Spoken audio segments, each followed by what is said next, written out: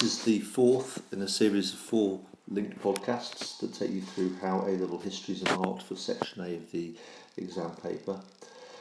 We've already now looked at the line of argument, the development and support, and the communication. They were covered in the first 3 podcasts. What I want to focus in here in this final podcast is this aspect, and then we'll move into this bit down at the bottom there, the self-evaluation.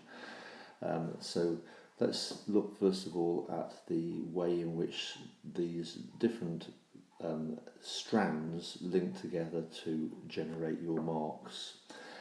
First thing I really want to make clear is that it is not an exact science. This is not maths, it is not science in which you give ticks and count at marks just for pieces of information. I'm sure it doesn't work that way in maths and science either. I don't want to discredit those subjects, but history as a humanities subject, in the end, it is about making a judgment. The examiner has to make a judgment, and as long as that judgment call is consistent across all the scripts that the examiner marks, and that's why we have moderation, then there shouldn't be an issue. But bottom line is the boundaries are inevitably blurred. Okay, so let's go through how this works. We'll focus in on the lower level here, the upper level, remember, which is level 5. So I'll just write those levels in so we understand. 5, 4, 3, and then 2 and 1. Okay, so remember you need to be accessing levels 3, 4 and 5.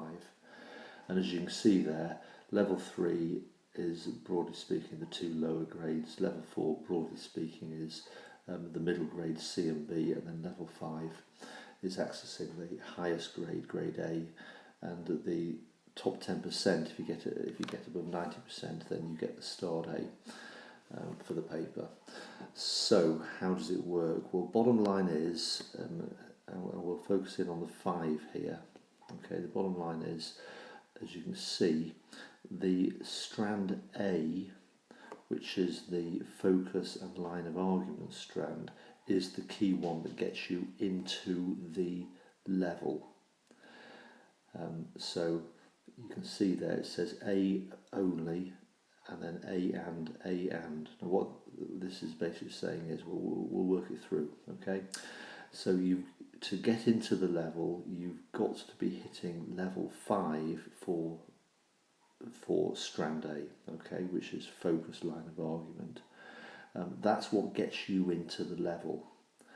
Then strands B and C, which are the development, strand B, and the communication, strand C, they're important, but they're not as important as A. The important bit is focus and line of argument. The development and the communication are absolutely crucial, but what they tend to do is they tend to explain whereabouts in the level you will go. Will it be a low level 5 or will it be a high level 5? So strand A, focus line of argument, is the key determiner that gets you into the level, and the knowledge and communication skills, the influence there is mainly, will it be a low level, mid level or a high level? Okay, so hopefully that makes sense now. So that's why it says, just zoom in a bit more on this, if it is A only, then you will be in the low. If you secure A, but you only get one or the other of B and C, then you're more likely to be in the mid. If you are consistently hitting level 5 in all 3 strands, so you're at level 5 in A and B and C, then you're likely to be at the upper range of the level. Hope that makes sense. Now, as I say, not an exact science. What, for example, would happen then if you achieved a level 5 for strand A, and let's say strand B, you really bombed out, your historical knowledge was really not strong at all. well, that would probably pull you into a lower level, okay? When we say B or C here, it's saying you're hitting level 5 in B or C, but the one that you don't get level 5 in, you're probably at level 4 in. If you, say, get level 5 in strand B, but you get level 3 in strand C, it's not likely to pull you to the lower end of the level. It could very possibly pull you into the next level down. When it says B or C, or B and C, the key thing is that so when it says B or C, whichever one is not hitting the level, it should be at the next level down. It shouldn't be massively below. They should broadly be bunched in the level 5/4 region for all three strands for you to be getting that level 5. Hope that makes sense.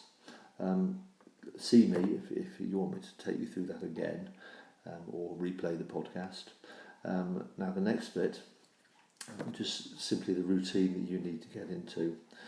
Every time I mark an essay, you read my comments in detail, okay? I will write very detailed comments for the essay. That's not just the comments at the end, but it's also the marginal comments, all of the corrections.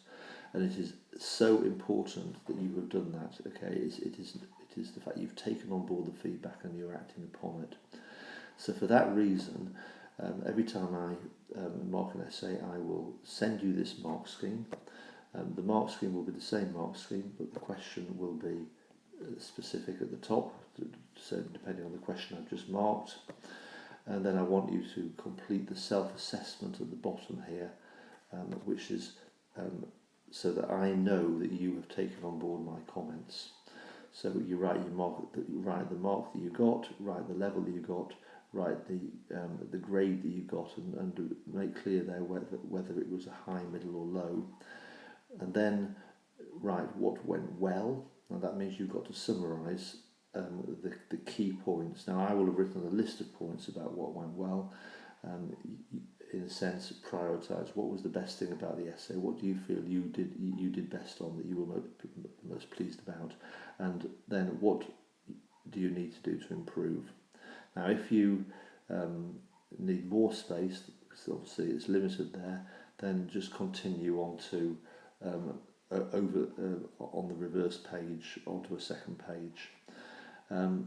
Spelling and syntax, I've put there. Whatever I've pointed out, I want you to correct it 5 times. That is not just spelling, but it's also things like punctuation. Just write it out 5 times correctly as it should be. Now, when I upload these this form, there's a folder. You'll see it from Kaiser to Fuhrer area called history, called essay self-evaluation.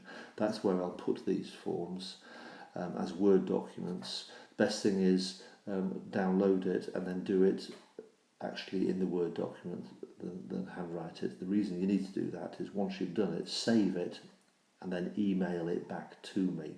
Okay. I keep an online profile of you, electronic, where I'll build up these self-assessments, which gives me a very, very clear idea of your progress.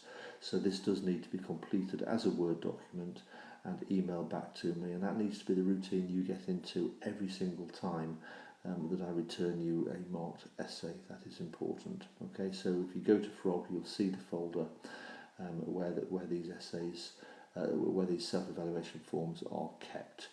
That's it. That's the 4th of these linked podcasts. I hope they're helpful to you. Obviously, ask me if you've got any questions. Thank you.